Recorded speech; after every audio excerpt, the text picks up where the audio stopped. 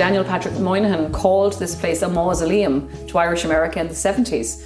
And so you got to kind of inject new life force maybe in societies like this. And sometimes maybe the community take them for granted.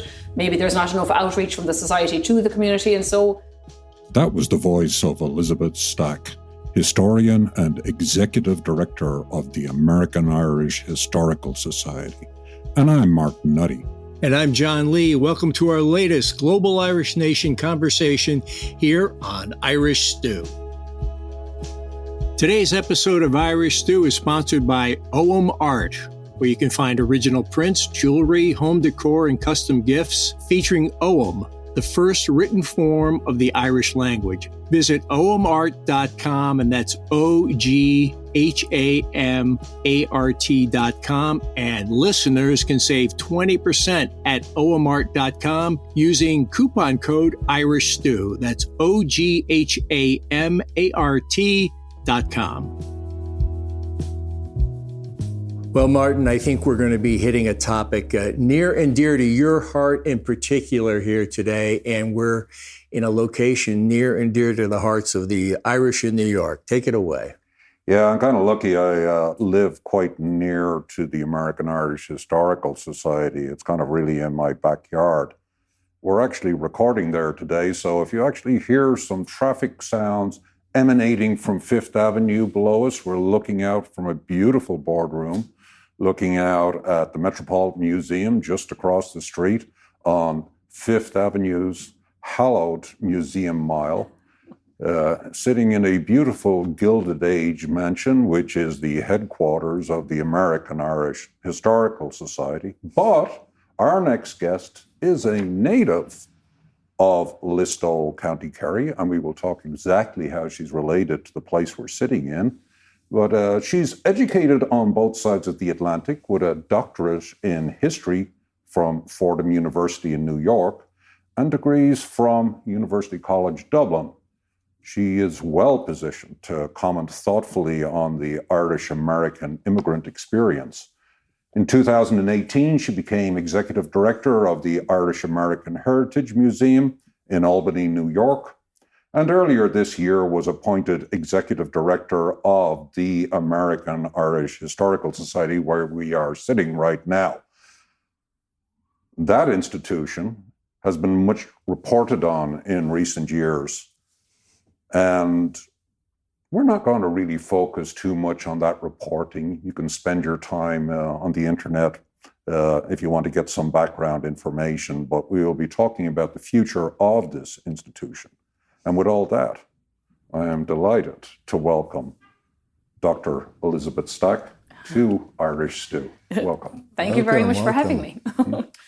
So, Elizabeth, I'm going to kick this off. As mentioned, we're sitting in this wonderful room, and I wanted to ask you about your very first experience coming through the doors here, because I think that will be long before you became executive director. Yeah, that's right. I was working at the Institute of Irish Studies at Fordham while doing my doctorate, but I had been a high school English and history teacher for years before that in Ireland and the United Arab Emirates. And I needed to do some research for my dissertation, and I was lucky enough, to be allowed into the archives and given a tour of the building. And so I spent, a good few weeks in here looking at the Friends of Irish Freedom papers, the Daniel Cohen papers, and a couple of other, odd little books that were here, and got a good insight into the collection. But also, I was concentrating, my dissertation was on Irish and Germans between 1880 and 1924, as they kind of grappled with the movement to restrict immigration, which culminates in the Johnson-Reed Act of 24. So I was looking at things like World War I, the 1916 Rising, vaudeville, and areas where they clashed and also where they collaborated. And, I have to admit, as someone who had a master's in Anglo-Irish relations in UCD at home in Ireland, we really did not know the American connection to the 1916 Rising a lot. It's in the proclamation, of course, her banished children abroad and the gallant allies in Europe. But I was sort of surprised, at how long Roger Casement had spent here and how very involved Devoy still was, by that time. And so the fact that Casement leaves New York to go to Germany to get the guns, was almost news to me, I'm sure, and then, as I say, like, I was able to pick through some of the letters. Coughlin and De Valera had a very interesting relationship here, in that year when De Valera was out during the War of Independence. So, yeah, that was my introduction to the society. And then I would come and attend the talks. And as you say, it was kind of dwindling, I guess, before I moved up in 2018, and then COVID, of course, put the total kibosh on the society as an entity. But, sometimes I think these things have cycles anyway. I was reminded when we were setting ourselves back up that, Daniel Patrick Moynihan called this place a mausoleum to Irish America in the 70s. And so, you got to kind of inject new life force maybe in societies like this, I think. And sometimes maybe the community take them for granted. Maybe there's not enough outreach from the society to the community. And so, not that you have to reinvent yourself, because I'm very conscious that we have to stay close to our education mission, which, gives us our 501c3 status. And so the mission since 1897 has been that the world may know of the contributions of the Irish in America. So I'm very conscious that is what's driving all of my plans, for the society. But I think, if anything, that cycle from 1970 through 2020 teaches us that, you can't take anything for granted on either side. We've seen similar things happen, at Quinnipiac, for instance, where maybe collections become expensive to maintain, or the demographics change in an area or in a college. And so, how do we best serve our community, and how can the community help us best, And so I think that's what I've been learning, even through my research in the archives, because the Friends of Irish Freedom split. Is it an American movement or is it an Irish movement? And when De Valera came, and when Coughlin and he, got into it, it was a tug of war for power kind of over the community, and it's hard to argue who won, really, because in a way, Irish America loses its power because the movement fragmented into two different organizations. Yeah, so the old classic saw about what's the first item on an Irish political agenda, and the answer is the split. The split, yeah. But let me take it a little bit of a different direction, because I was interested that you worked on Irish and German immigration. And we get very, in the Irish community, Irish Americans, we get very centered on our epic immigration tale. Germans, it's not so often told, massive immigration to the U.S. They're probably the largest absolutely group. I think I always remember, and I've never been able to find the fact that it came within one vote that German was going to be the second official language of the U.S. So I'm not sure that's true or not, but I always remember that. In talking about the immigration and the role the organization can play in the New York cultural life, is there part of aligning our story with all the other immigrant stories that have happened and are happening right now in New York? Absolutely. And for a variety of reasons, to be honest.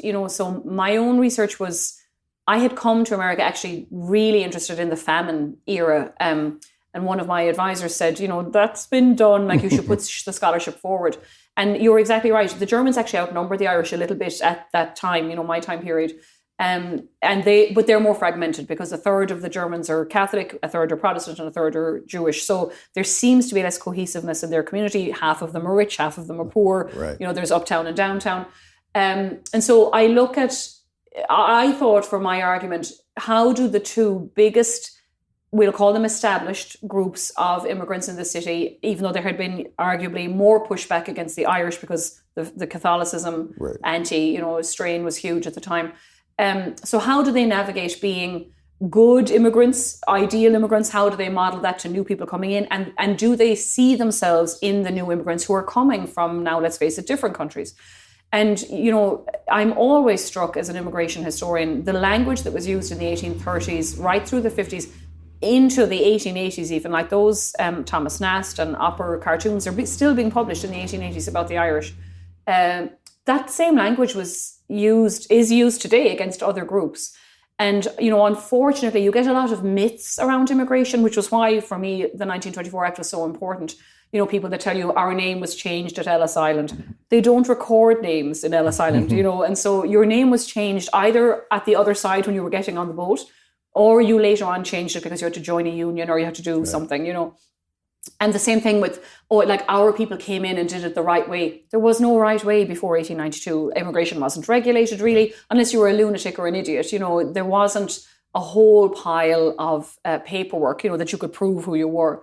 And so, women don't register, for example, as citizens because they can't vote anyway until, 1920. So this idea like that our people did it the right way and stood patiently in line is false, and so I think, we'll call them later immigrant groups need to be aware, or earlier immigrant groups, but now they're third and fourth generation. Like we need to be aware that our story isn't always so cut and dried. We weren't always so welcome. And I think that certainly informs how I view immigration today. And then the other thing is, as the world changes, and certainly as New York City changes, it's not enough. And I think our political climate at the moment is so divided. You're balancing a fine line as an educator when you're being proud of telling the Irish contribution in America. It skates certain lines that we don't really want to get involved with, and I will say is harder to prove to a funding institution, that it deserves funding. And so some of the most rewarding work that I've done, whether it's in Albany or some of the stuff we're looking at here, is how the Irish interact with other groups. We intermarry with the Chinese, in the 1880s because there are no Chinese women allowed come in. The first Chinese man recorded in the census in New York is a guy who took his wife's name, Brown, and converted to Catholicism. We intermarry with the African Americans and live with them and create tap dance together, down in 5 Points and Seneca Village, even across the street here. And so to deny those sides of the stories that, the Irish, of course we intermarried with the Germans and the Italians and everybody else. Of course, there were clashes over, access and rights and wages and labour. But I think it's very important that we don't study ourselves in a vacuum. We were never an Irish-only community in New York or in wider America. So we're going to revisit a lot of these themes. And you've thrown out a lot already. I know, I talk a lot. No, that's what we like. And I love it. And, it fires me up. But I'd like just to dial things back a little bit. Back before your immigrant story, you're, as I mentioned in the introduction, from Listowel in Kerry. That's a town, as I understand of around 5,000 people. It's in the north of the county, not too far from the River Shannon, near Limerick. Tell me about Listowel and your people. Well, Listowel is a special place. I suppose we're very lucky. We have a lot of famous writers and a deep love, I would say, of history and heritage. Our town was the last castle to fall to Queen Elizabeth not long before her death. And allegedly, an ancestor of mine, Garrod Ruistack, was hanged in the courtyard for defending the castle. And the Elizabeth in this question we have to mention is Elizabeth I. The first. Elizabeth II wasn't hanging people. No, Tudor, the Tudor Queen in the Desmond Rebellion. And so, that the castle would have been as big, for those of you who've ever visited Bunratty, it would have been that style of castle, but the British, bombed or threatened to bomb it and certainly did a lot of damage in 1601 or 2. And then the town actually used the stone to build most of the houses through our, so my parents, I grew up on William Street right next door to John B. Keane's pub. We bought that store in the 1880s. I want to say we probably had rented it before. Of course, we had to get another store because we fell out with my great-great-grandfather fell out with his brothers and was moved out of the original store. But a lot of the houses are built with the stone that was salvaged from the castle. So our houses and buildings are at least 200, 300 years old. We had a huge knock-on effect at the famine. We have a very large workhouse which was bombed by the Black and Tan, so only the walls still exist and the chapel and what would have been one of the outbuildings, was saved. And there's a lot of, kind of folklore. We have a mass grave which was preserved and is a shrine, the school kids visit every year. So we know, a lot about the famine in our town. It's a storytelling town, I think. Right. And I remember my first day in high school, my first male teacher was my history teacher. And when he was taking attendance, he said, "Oh, you're a stack. Are you anything to Margaret and Pio and Catherine?" And I said, "Yeah, they're my cousins." And he said, "That's great. The Stacks love history. You'll be fine." And I was like, "Oh, we love it. Do we? I didn't know, at 13 years of age." Yeah. And so, but my father loves it. He's a big, kind of into genealogy and tracing things. And now there's so much online, in terms of the parish records and newspapers. So yeah, I think my town is definitely the bedding. to grow up with writers like John B. Keane and Brian McMahon walking the streets and very into the next generation. We had that Writing Festival Writers Week, which is over 50 years old. So I think you grow up, and I'm sure Listowel is not the only town in Ireland where you grow up with an appreciation for the stories, for the past, for the heritage, and for sharing them. We are not Killarney or Dingle, but we are kind of touristy, and there's always somebody that wants to, come in. We grew up like with people outside the door taking photographs of John B. Keane's pub, or even Stack, the name over the door, tracing their roots. And we generally were not related to them. Like, we have quite a small family actually. But it was interesting to me to grow up seeing Americans coming back looking for that tie, So I think that probably did engender the love of history with me. Martin's usually the one that asks a genealogy question, but I was looking up in the fine research source known as Wikipedia, your town, and I saw that Michael J. Stack was from your town. He came over and was in the U.S. House of Representatives in the mid-1930s. Wow. Any relation? No relation as far as I know. That's, it's so sad. We're not related to Austin Stack. There was about 4 or 5 brothers, I think, back in the 1880s. Now, the interesting thing is, actually, my great-great-granduncle was in the Irish Parliamentary Party with Parnell. So the irony of the whole thing is we have a document signed by all of the party in 1886, and his signature is on the wall here in the society. But that's the only connection I have, to Stacks in New York, which is unfortunate. So, yeah, my grandaunt moved here in the 60s, but they didn't have kids. She had 2 brothers who didn't marry, so we tend to have smaller families and less cousins. One branch of the family moved in probably the very early 30s. So my grandfather's first cousins, they would have been his generation as kids. So they were born in Listowel, but moved through Canada into Michigan. Oh. And then, so we have 2 families of brothers who moved, as I say, my grandfather's, first cousins. And now they're in Chapel Hill, and we've got one upstate in upstate New York in Cazenovia. So it's good to find those. We kind of weren't in contact with them most of our lives, but nobody kind of close. Yeah, and just following up on the notion or the appreciation, maybe is a better way to put it, of history or a sense of history in Listowel. When do you make the move from just having an appreciation to saying, this is going to be my career? Because you head off to Dublin, right? You go to UCD.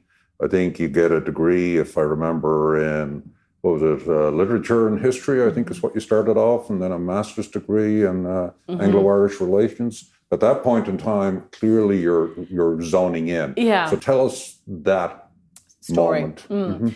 So, I mean, it's interesting, I was 17 going to university, almost 18, but you apply almost, the year before. So I was quite young, and I knew I wanted to do either something with history or English, maybe be a journalist, or maybe be an actress, or maybe be a psychologist. So I studied history, English, and psychology at UCD. And I'm sure the psychology interest is still playing in your head. But it turns out it's a science degree, so there was a ton of math, which I am not, good at. And very quickly I learned that it wasn't psychology I meant rather than counselling, Right. To be honest, I think I was drawn to the personalities who taught me. I had fantastic professors on both sides, but the history... And I think, too, because, there were often heated arguments. I remember, sitting in a table, a tutorial, they call them, with my professor, because, there's 700 people in your class and then you're divided into smaller groups. And I had Professor Ronan Fanning, Michael Laffin, Richard Aldous, who's teaching now here at Bard and has given a number of talks for us. And, there'd be 6 students and violent arguments about, De Valera or Collins or... even later on, economic policies and stuff. And I just thought, what a great way, to get you thinking and present you with new ways of looking at the world.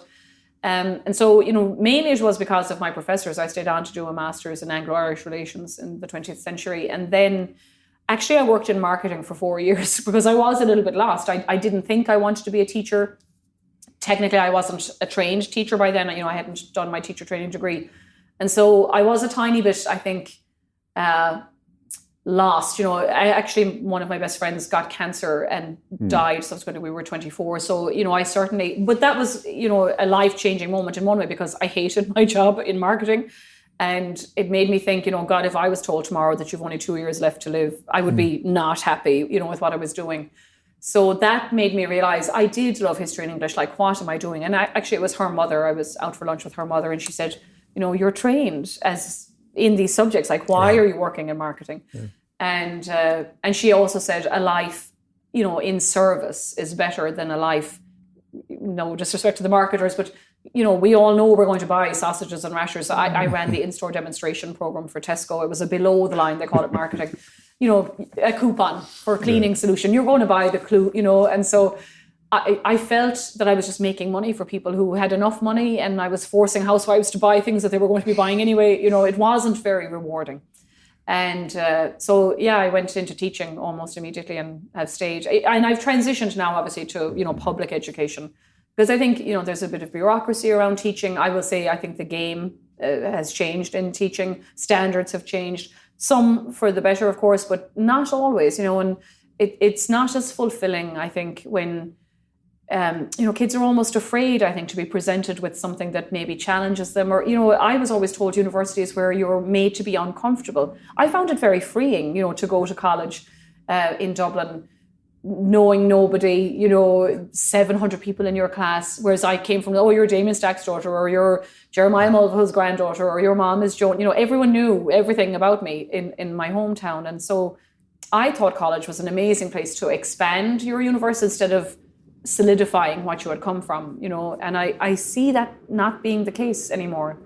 And I don't mean that from really a political standpoint, or like I'm not anti-woke or anything, because I think there have been strides made in that way too, but history isn't pretty. Right. We have killed people, we have tortured people, we have told the wrong stories, and to be presented with two different points of view and try to weigh up that, evidence and synthesize your information and then write persuasively about why you believe one over the other. I think those are incredibly important skills that every job needs, not just historians. And particularly now with the way the media has, kind of expanded into social media and disinformation and misinformation. I was talking to Terry Galway last night. We had an event here, and he said a politician 10 years ago on Constitution Day gave a speech about how amazing the Constitution was and quoted chapter and verse from the Declaration of Independence, two separate documents. Like if we can't get those basics right, we're kind of in trouble, Just thinking about this type of discussion, I'll telegraph an episode we have coming up with Marcin O'Malore from the former Lord Mayor of Belfast. And, he's coming from Belfast, and he was in the belly of the beast. He went through all the experiences that people think about. And he was talking about how he had never experienced such division as he's experiencing in the U.S., which was really sobering. Yeah. And it's shocking because that's exactly right. Like if there aren't bombs on the streets or parades with drums, you don't think that there's division. But we had Frank Barry last night from Bloomberg, who rode his RV across the Lincoln Trail and talked to people at different perspectives. And, the book is quite optimistic, actually. And I said to him, I think it's gotten worse since like January 6th hadn't happened then, all of these things.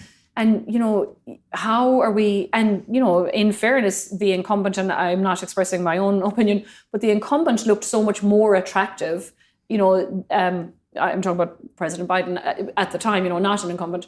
But so there was sort of you could say like a more clear 50-50 choice, whereas I think even Democrats aren't really happy now with that choice. So it's much more fragmented within the Democrat Party, within Republican voters, and it seems almost impossible, I think, to bridge that gap because, youth seems to be divided from the elderly or even the middle-aged when you look at all of the different student protests.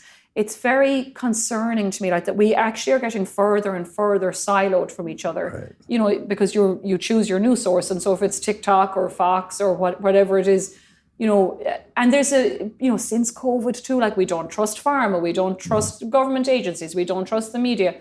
So I'm not sure how we can bring ourselves back to the center or even just back to talking with each other without, it kind of exploding out of control.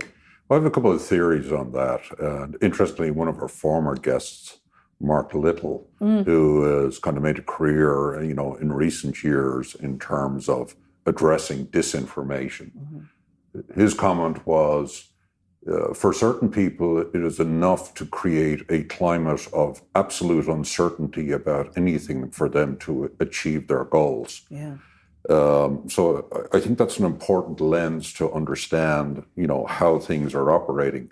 But I'm swinging back to history again because we are in a historical society, specifically an American one.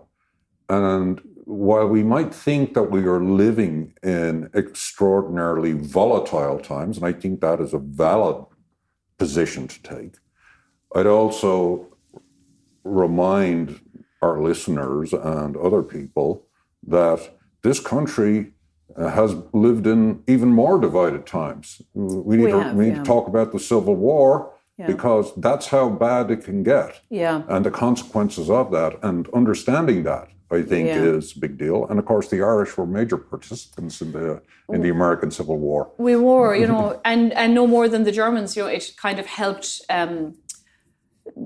sanitize, our reputation or speed our acceptance into society. So, when you talk about the divisions, when you look at, the 1830s and 1840s, convents and churches being burnt in Boston and Philadelphia, they threatened to do the same here in New York, which is why, the Ancient Order of Hibernians were founded.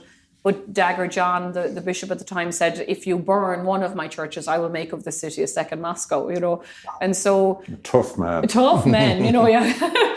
And so to see that, 25 years later, when we have the Civil War, and Irish and German and working class Americans enroll, that's not to get into the draft rights and, the threat of the conscription, but the willing enrolled in the first year or two. And of course, it was a great job and it was well paid. And there are other motives, other than ideological, right, for fighting in a war.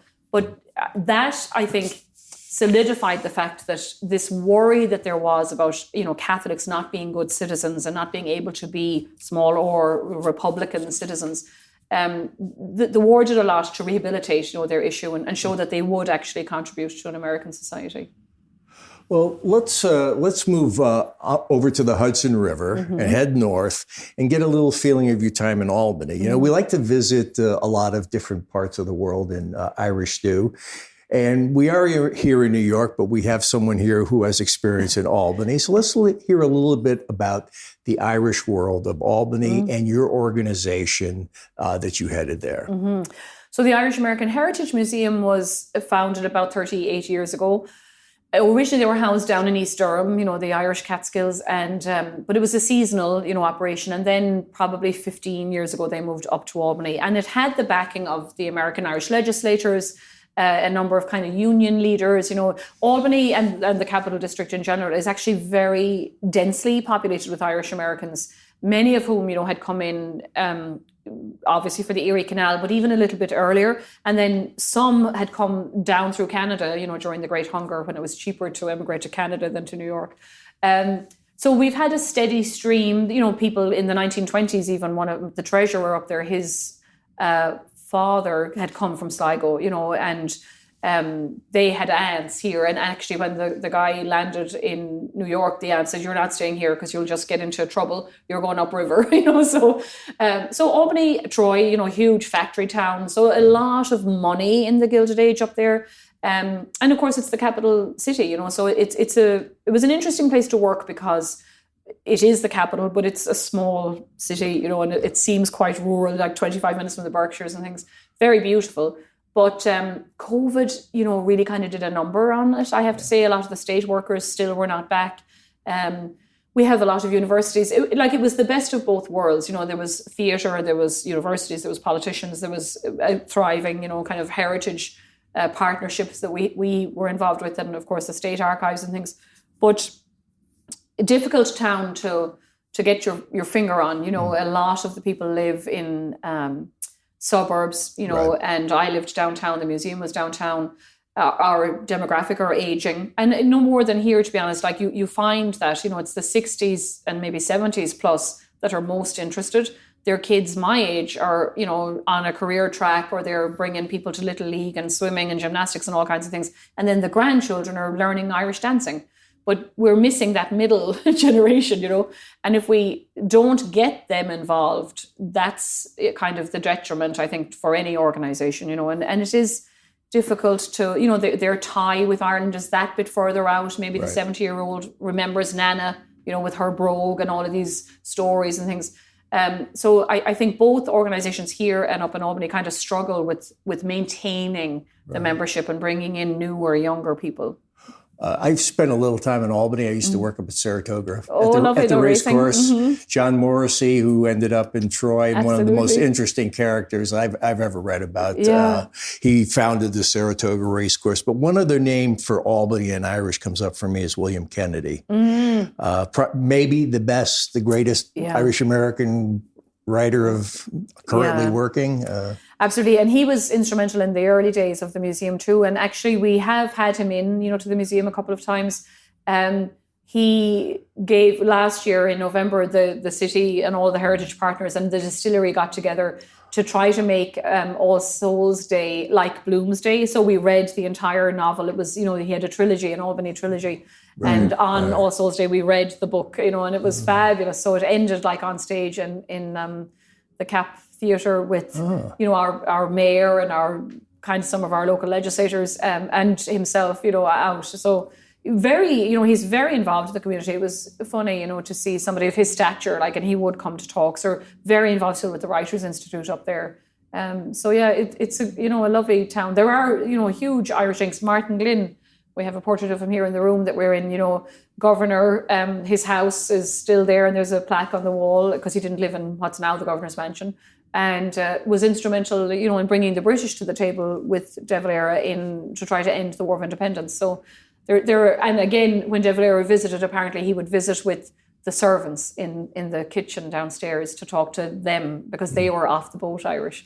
So it's interesting, So Albany, and you spent quite a few years up there.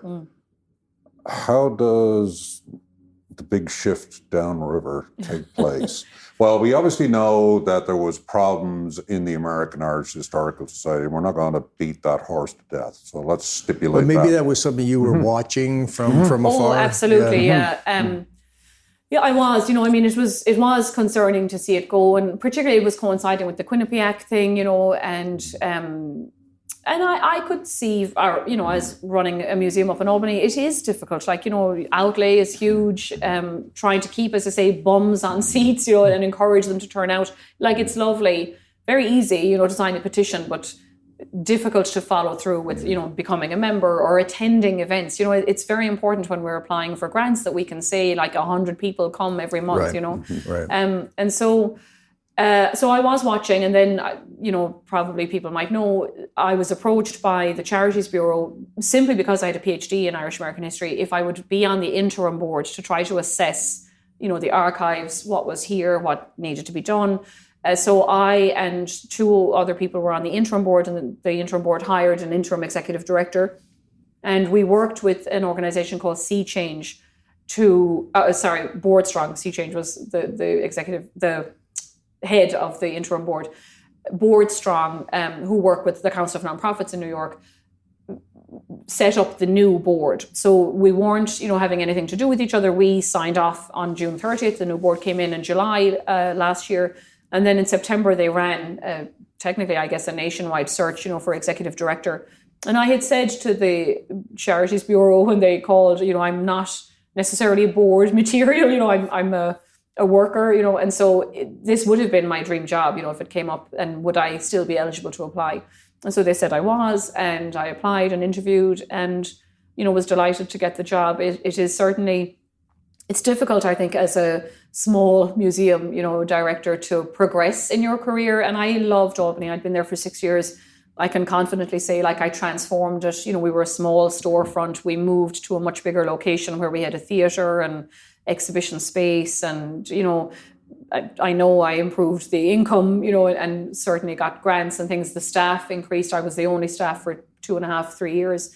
And so, to be able to be given another challenge, was very exciting. And as I say, it doesn't come up that often in Irish American circles, and so, and again, I haven't come from a museum background. I've come from a teaching background. So that's, I can't do what the Met does in terms of mounting exhibits, or I can't even kind of, fix our own books and things. I'm not an archivist. I'm not a restorer. So this was absolutely a dream job. As I say, when I came here in 2010 anyway, I was already excited. So then, it's a challenge. It's, Different from Albany because I think there's a lot more riding on it. You know, Albany didn't have the whiff, we'll say, of scandal. And we did have the challenges. You know, this is an incredibly expensive building just to maintain. It's old, it's landmarked, so we can't really change anything. You know, like we fixed the elevator, which is, you know, going to have to be inspected every year, and you have to pay maintenance every month, even though nobody's riding the elevator, you know. Same with the AC, like we fixed the AC, incredibly expensive. Again, because the building is old, it's freezing on the first floor, and then there aren't vents on the reception rooms. There's like 2 vents that does the entire 100-foot long room. And so, you know, trying to work within the limitations of the physical building is one thing. And then, you know, regaining trust from the community and just hoping to get our message out there, like that we're back, we're welcoming, we're here to stay, we hope, and to be utilized as a resource. You mentioned earlier on injecting life forces into the organization. How do you do that in a museum that's dedicated to the past? Yeah. Well, I think, and you know, this was my approach in Albany too. I think you honor the past, first of all, by, you know, displaying it and sharing it and allowing access to the archives and all those things. But I do think our lecture series is what I'm kind of most excited about. You know, it's not really enough to just give a lecture on, you know, the Irish and the fighting 69th or whatever it is. I do like to be able to draw those parallels between the Irish and African Americans or the Irish and Chinese. We do some stuff on modern Ireland, you know, which I think is very important. Sometimes I think there's a little disconnect between Irish America, which sometimes is a little bit more conservative and slightly more Catholic. You know, so every year I get calls lamenting, you know, that they've repealed the 8th Amendment at home or that there's same-sex marriage brought in by, you know, popular vote. But this is modern Ireland. You know, I certainly was raised in a church that I felt was all about social justice. You know, maybe I misinterpreted what they were saying, but, you know, do unto others as you would have them to do to you, you know, is a very, I think, encouraging and liberal and progressive value, you know. And I will say that church was also one of the worst abusers, you know, in the history of kind of institutions. 1 in 4 people in Ireland were physically or sexually assaulted by the church. And so we've had to grapple with that, you know, as a congregation. And many people in Ireland have chosen, rightly or wrongly, to turn their back, you know, on the institution. And so I think it's important that as a society, like if you're interested in hearing about Irish history, you have to talk about that, you know. We have to talk about Brexit and Good Friday Agreement and what that means for Ireland and Europe and America going forward. I think, you know, to not be dwelling on the past always is where some of these lectures and writers will come in, you know, when we have these talks. Talk to us a little bit about, I think of, when I look at New York specifically, Irish American institutions in New York. We have the Irish Arts Centre, we have Luxman House, NYU, another Irish centre. We have the Irish Rep. Yeah. And then I think we have this place. Yeah. To me, they are kind of the 4 corners of a rectangle. Yeah. But as we know, this corner of the rectangle was crumbling. How do you work with the other 3 corners? Where do you see this institution, the distinct place for this institution and what its needs or what it needs to represent in relation to those? I am very conscious of that. The easy and the most immediate answer is we're collaborating with the Irish Rep again to bring the dead, for instance, back here, you know, in November and December. If I could just see this, it's just an unbelievable experience. Yeah, I'm excited to see it. It's a pricey ticket, right? And every bit well worth it. It's a completely immersive, beautiful experience. Yeah, and like the setting is so perfect for it. You know, you're in the middle. The actors are talking to you. You sit down to the meal with all the celery and all the things that were on the table, and you move to another room, and it's really something special. Yeah. So I'm excited. I think, you know, Kieran and Charlotte are powerhouses. You know. Yes. But you're right. Like I think first of all, there's room for all of us, and we all do a slightly different thing. You know, I love the Irish Arts Centre. I'm going there on Thursday to see Panty Bliss's show. So, you know, for instance, when they did the play Agreement, we did a one-day symposium with Queen's University and Lyric Theatre, and they talked about, you know, how artists can kind of help to deal with trauma by telling the stories. But there was an excellent panel too on like gatekeeping stories and when is it too soon, or who gets to tell the story, who's recording the information, what does verbatim theatre look like, you know. So there's ways, I think, where we can complement each other's programming without stepping on toes. Like, you know, clearly I can't compete with the Irish Arts Centre. It's, you know, a multi-million-dollar and fantastic, you know, resource for New Yorkers. But I do think that we can kind of add maybe an academic sort of side to some of their programming.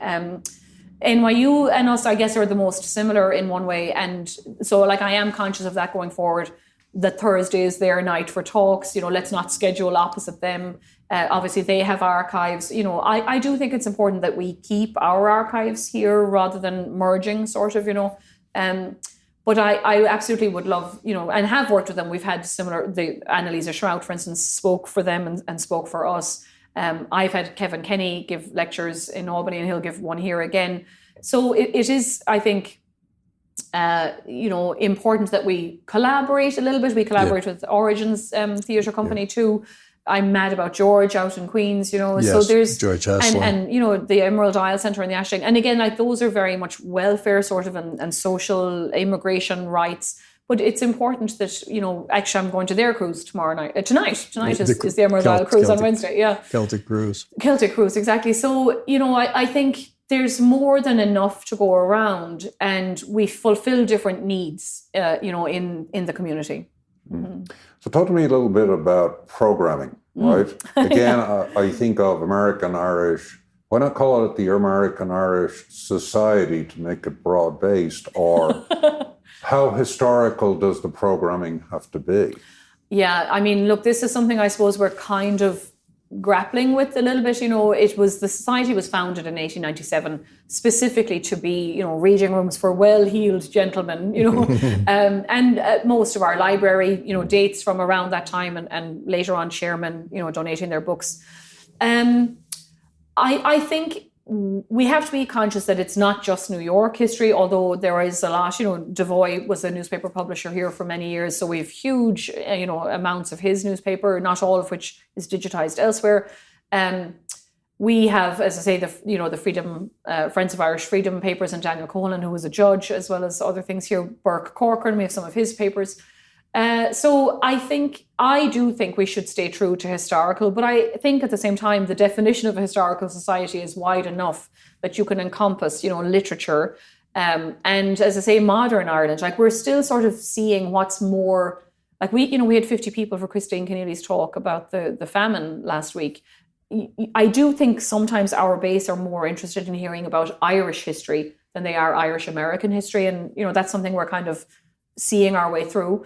But I would love to do, for instance, like a text and context series and talk about the lives of Irish women in the 20th century as you look at, you know, poets like Evan Boland, or plays by John B. Keane, or there's a fabulous play called Eclipsed about the mother and baby homes. Like, this is something that is still resonating both in Ireland and Irish America. You know, I met a guy the other day who was given up for adoption and adopted out to America, you know, and now with Ancestry and the DNA tests and stuff, you know, this is becoming more and more and more a thing where people are looking for their roots. And so I think we absolutely have a role to fulfill there, where you could talk about, you know, all of these reports that they've done in Ireland. They're still arguing for compensation for victims of the Magdalene system, we'll call it.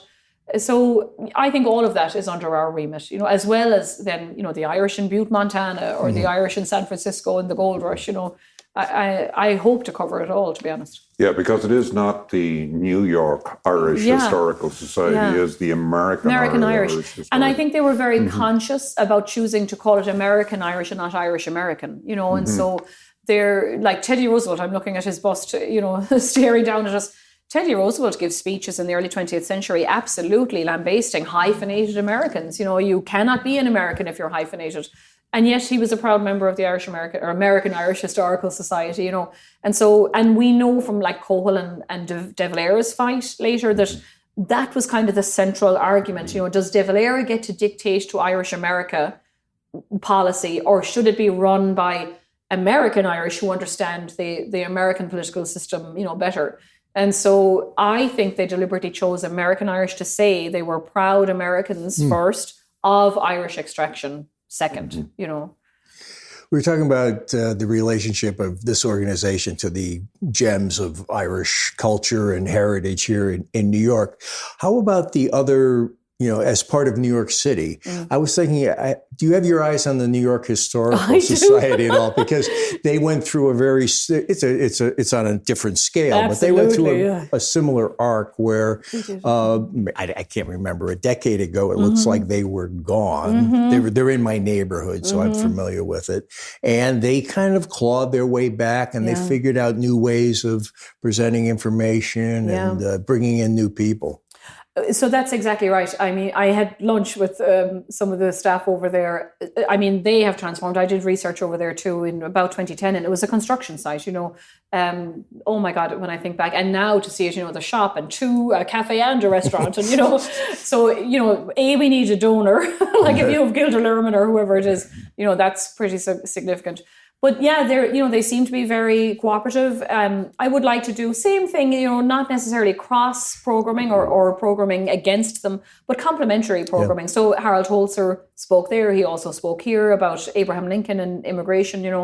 I love what the Lower East Side Tenement Museum does. And I knew Amy Polland down there, Annie Polland.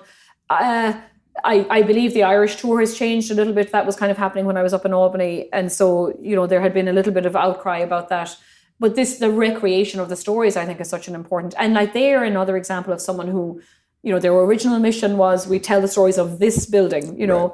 And now they're actually expanding to tell the story of the whole neighborhood. And so, there's Puerto Ricans and later immigrants that did not live in the tenement on oh God, is it Cherry Street, Orchard Street? Orchard Street. And so, I think that will allow us to kind of expand a little bit too. I'm hoping to meet the Ukrainian Institute down the street, although they don't, I think, do as much programming. Right. They have some exhibits and things, but it's mostly, it seems to be kind of a rental, space. But yeah, I think that's really important. The Museum of the City of New York, I would like to collaborate with. The Met, we used to have a good relationship with the Met. I got to get back in there. I met the librarian, so that was good. But we'll have to, start building bridges there. And yeah, I think, as Martin said, we're not a New York or the New York Institute, but that's a very convenient way, of gaining access. Like I would love if our Upper East Side residents, there was nothing stopping them coming to the talk last night. It was, Frank Barry's book about traveling across America. You don't have to be Irish at all to come to it. Most of our talks are free and open to the public. So I do want the residents of this district to be aware that we're here and feel welcome to come in and, possibly join, So yeah, I think there's a diversity which is inclusive in a good way without losing sight of our mission. So earlier you referred to the fact of the petition that was circulated when it was proposed a few years back by the previous board to sell this building, which caused an enormous outcry, well reported in the news. I signed that petition and so did as the president of the IBO. Yeah, in Irish America, and some 40,000 signatures were given to that petition. This is an expensive building to run. We'll talk about the building in just a moment, but I want to talk about the needs of this institution. And I think you mentioned beforehand, the electric bill is $16,000 a month. It can, get up there between water, steam, and electricity. It's, very, very expensive. And we weren't even running the AC, so I dread next month. But yeah, like I can tell you, we don't have 40,000 members, and so I would love if the people who signed the petition, would look at our website, which we had to rebuild. We lost access to the old one. It's AIHSNY.org. There's a membership form there. There's a donate form there. There's a volunteer form. Just get involved. And again, it's that lip service thing. Oh, we saved the building, but it's not enough to save a building. Like, we have to maintain it. We have to keep, putting money into it. Like, the stone at the back had to be replaced. We had to do roof repairs. It isn't a monolith that's preserved in amber. Like, it's a living building. And so there are costs associated with that. And not to be, facetious about it or to be money grabbing, but we can't do our jobs if we don't have access. And so, or if we are not supported, we just cannot sustain it on goodwill alone, And so while I adore working here, I have to pay the bills, and so I do hope that the people who were fired up enough to prevent the sale and sign a petition and, go online and take that time, I do hope they, really back up their good wishes with action and support us. You correct me if I'm wrong, but my sense is that in a nonprofit like this, small money leads to big money. Absolutely. Because you need to have a membership base. You need to have a donor base, because that's what the foundations are looking at. Yeah. Are you supported by the community? So those baseline memberships contribute modestly, but they also position you for much more serious funding. Yeah, that's exactly, if we say that 42 people have signed up to be a member online, that's not going to win me any prizes, Right. And so we need, I'm amazed that there was 40,000 signers of a petition and not even a percentage practically, have become members. Yeah. And again, maybe they don't know. It took us time to build the website. That wasn't active until late March. But we're very active on Facebook every day. We write these little history essays. You'll get a newsletter. We're working at what the benefits of becoming a member are, other than saving the building to maintain it. But yeah, that's exactly right. If we aren't seen to be serving some community, then we won't get the grants from the city or the state or the federal government. The foundations. Foundations. You have to have a solid base, as you say, even if that's not hugely. In Albany, we had over 600 paying members, and then 2,500 people signed up to get the newsletter. But that 600 was, in the early days, it was at least a third of the budget. I was the only employee, so to be getting $45,000, in membership fees was excellent for that small little museum. And if we had a comparable figure here, it would be amazing. Mm. So I know I did say we were going to talk about the building, but the truth of the matter is, unfortunately, we're short of time. So I think we're going to invite ourselves back to have a second conversation at some point in time, because I think it's a fascinating piece. Just one note I have about the building. It's a beautiful place. It stands out as you walk down many beautiful places on Fifth Avenue, but I would always go by here. Before I really got involved with Irish things so much in New York, saying, how the heck did the Irish ever get this place? Yeah. It's a jewel. It is. And, that's the sad thing, I suppose, about all that. When they bought it in 1939, they bought it with money donated by the Palace Association, the Irish Palace Building Association, which had been in existence since the 1880s, and had been looking for a place and never found one. And so this kind of defunct organization, donated the last of the money to buy the mansion.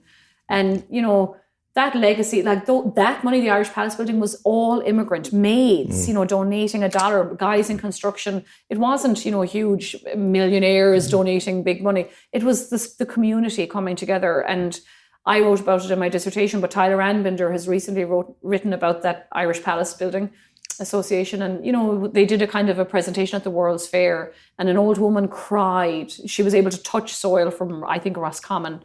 And, that was where they got their money. And that was the foundation for this mansion. So I think we get carried away sometimes a mansion on Fifth Avenue, but it was built with, the blood, sweat and tears of immigrants and their descendants. And I hope we can keep it.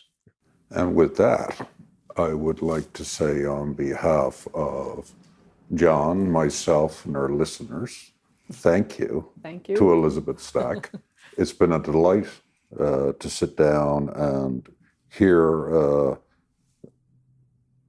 just a small part of the story of the American Irish Historical Society and your emerging career here. Yes, thank you. And so we look forward to being here frequently. The program that's up and running is both digital, online, so there's Zoom sessions, and then you've got to visit this place. So I would just like to encourage our listeners, and I'm encouraging people that are not listeners, although I'm working on them, to pay a visit to AIHSNY.org, see what all the great programming is that's available. There's both online and in person. In-house. In-house. And definitely the in-house experience is to be recommended. Yeah, thank you. So with that, I would like to say thank you, Elizabeth. It's been a total pleasure. Thank you. Thanks, yeah. Elizabeth. Great. We look forward to another one. The American Irish Historical Society, well, tremendous potential for renewal and to add a lot to the Irish scene in New York, but certainly a daunting challenge to reverse the tide at an organization that did lose its way. Martin, I think you'll agree they may have found the right person to right the ship. Absolutely. And I'm delighted to see Elizabeth Stack take the helm. I'm particularly interested in this organization, one might say purely out of selfish motives. They literally live a few blocks away. And Elizabeth's put together like a great schedule. So for history nerds like me, or people that are just generally interested in Irish culture, or just want to hang out in a really cool space, I can't imagine a better place, nor a better host than Elizabeth Stack at the American Irish Historical Society. Irish Stew is produced by John Lee, Martin Nutty, and Bill Schultz. Editing, mixing, and mastering by Bill Schultz. Music on Irish Stew was composed and performed by Rosa Nutty, with Donald Bowens on drums, Cathal O'Riordan on bass and synthesizer. For more on Rosa Nutty's music, please visit rosanutty.com.